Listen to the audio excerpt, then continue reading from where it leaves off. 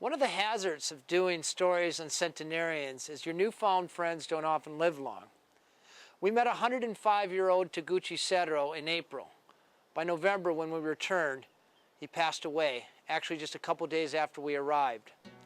Of the 33,000 frames that photographer David McLean shot, his favorite was a picture of Taguchi wearing red gloves. Miraculously, we were invited to the funeral.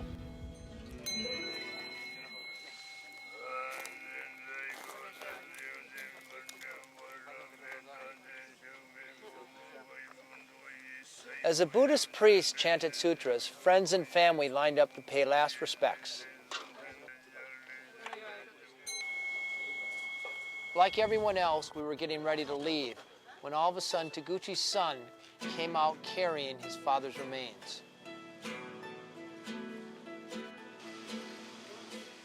As Taguchi's remains drove off in a Toyota Corolla, one of his friends, a 92-year-old, followed in his own unique way. I asked our interpreter if we could follow, and he just laughed at me. He said, "Absolutely not. This is a sacred ceremony for family only." We decided to join anyhow.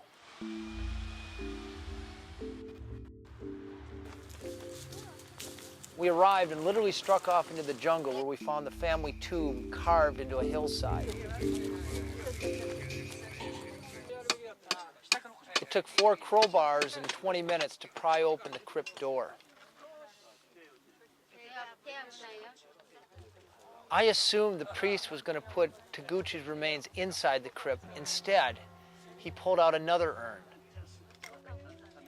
It turned out to be the urn of his wife, who died decades earlier.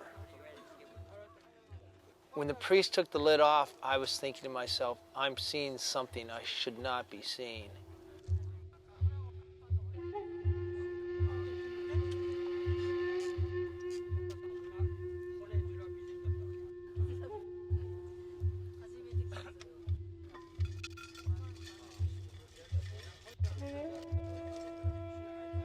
What struck me as almost repulsive at the beginning turned out to be incredibly romantic. He was mingling the remains of his wife with those of Taguchi. For eternity.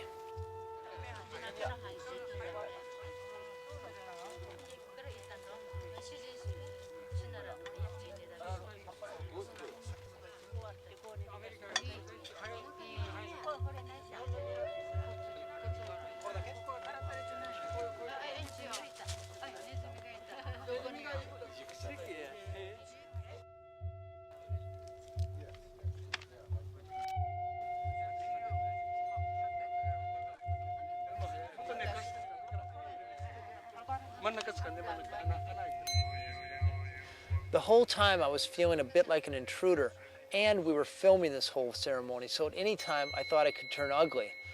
But then all of a sudden food came out, and we were the first ones served.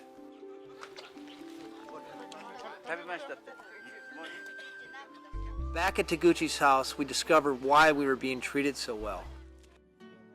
Although he never saw it because the issue arrived 2 days after his death, Taguchi's son thought it was so important and so moving that he had it cremated with Taguchi's remains.